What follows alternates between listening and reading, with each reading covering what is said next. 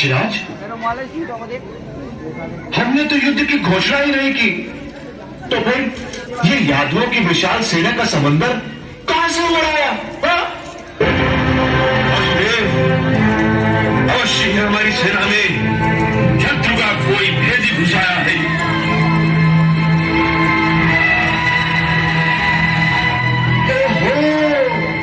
तो तुम ही हो कृष्ण, ग्वाले होकर अपने आप को वासुदेव कहते हो,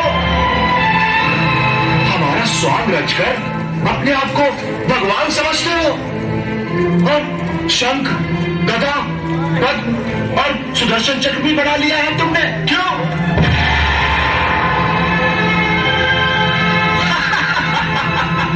मित्र काशीराज, ये बेचारा ग्वाला पागल हो गया है, साक्षात भगवान से युद्ध करना चाहता है। तुम इसे समझाओ, समझाओ इसे। हाँ, जो आज्ञा वासुदेव। हे कृष्ण, मैं काशी नरेश वासुदेव पौंड्रक की आज्ञा से युद्ध से पहले तुम्हें एक अवसर और देता हूं कि तुम और बलराम वासुदेव पौंड्रक को भगवान मान लो और उनकी शरण में आ जाओ और भगवान को लगाम दो, तो भगवान वासुदेव तुम्हें क्षमा कर देंगे। काशीराज! नहीं भैया, युद्ध का आरंभ पौंड्रक को ही करने दो। बलराम, तुम विलंब से बोले, हाँ विलंब से बोले, परंतु बोले तो, पर तुम्हारा ये कन्हैया, ये माखन चोर चुप क्यों है? पौंड्रक! नहीं तो भैया। पौंड्रक, तुम हंस रहे हो? परंतु ये जीवन हंसी खेल नहीं है। युद्ध भूमि पर केवल जीवन मृत्यु का अंतिम खेल खेला जाता है, और मैं ये खेल खेलना नहीं चाहता था, परंतु तुमने मुझे विवश कर दिया है। तुम युद्ध चाहते हो, तो युद्ध का आरंभ भी तुम्ही को करना होगा। मैं केवल ये आश्वासन दे सकता हूं कि इस युद्ध का अंत मैं करूंगा। तुम अंत करोगे? नहीं, इस संसार का आरंभ भी हम है और अंत भी हम है, और इस युद्ध का आरंभ भी हम करेंगे और अंत भी हम। तुम नहीं, तुम नहीं। हाँ।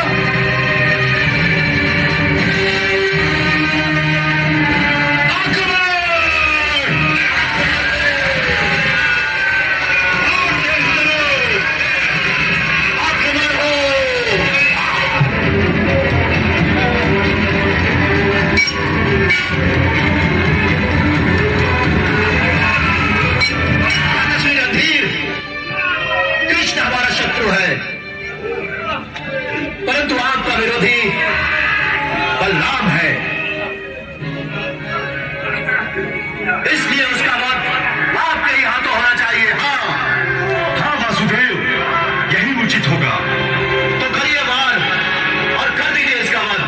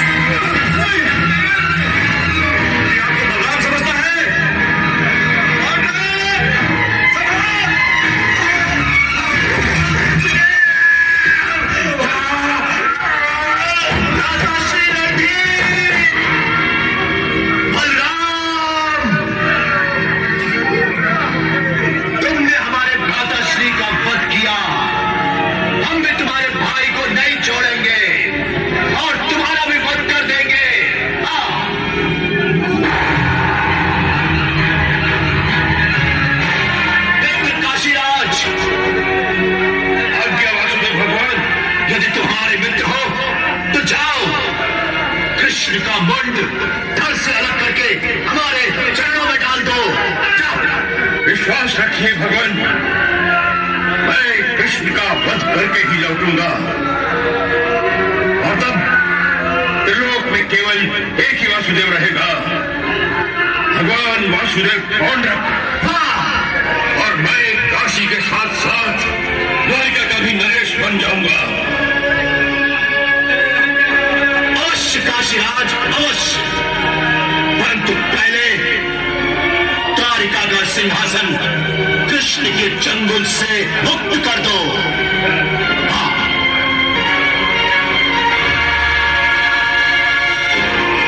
हे कृष्ण, अब मैं प्रहार करने जा रहा हूं। यदि तुम बचा सकते हो तो बचा लो अपने आप को।